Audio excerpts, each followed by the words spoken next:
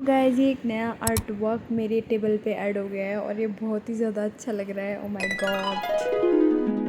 तो गाइस हो सकता है कि आप लोगों के लिए एवरेज हो, बट मेरे लिए तो काफ़ी अच्छा है बिकॉज ये फर्स्ट अटेम्प्ट में ही इतना अच्छा बन गया है।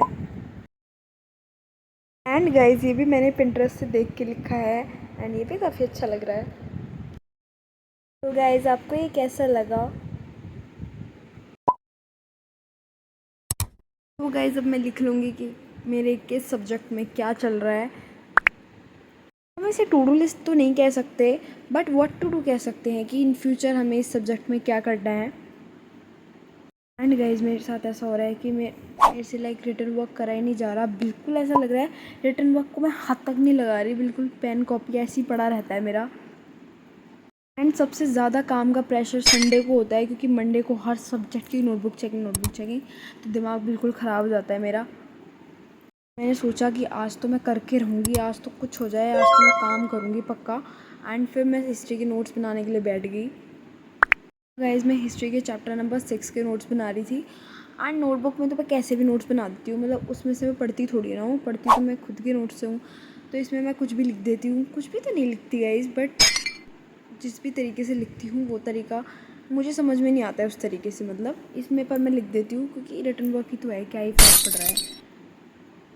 जब आपको पता होता है ना कि आपको खुद से ही पढ़ना है तो आप किसी भी तरीके से चाहे छोटे से छोटे नोट्स भी नोटबुक में बना के चेक करवा लो तो उससे भी कोई फ़र्क नहीं पड़ता है। एंड गाइस उसके बाद मैंने अपना लंच किया बिकॉज लंच का टाइम भी हो ही गया था। एंड मम्मी बार बार बोल रही थी तो मैं लंच करने के लिए बैठ गई। उसके बाद मैं वापस से अपने काम पे आ जाती हूँ एंड मुझे करना था इंग्लिश का काम बिकॉज कल इंग्लिश की भी तो नोटबुक चेकिंग है। और गाइज़ मैं नहीं चाहती थी कि मैम सब बच्चों के आगे मुझे बोलें कि आपकी नोटबुक क्यों कंप्लीट नहीं है।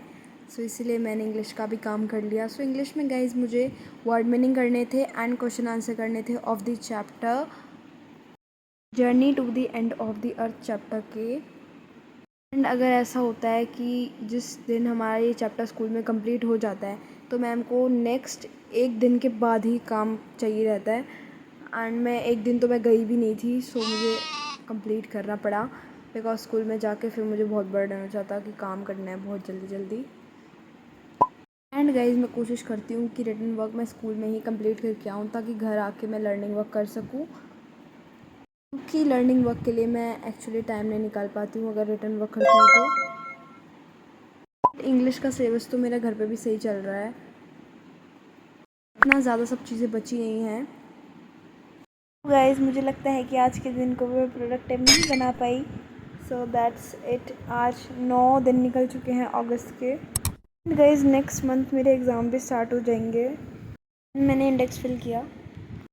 This is the end of our session. Okay bye.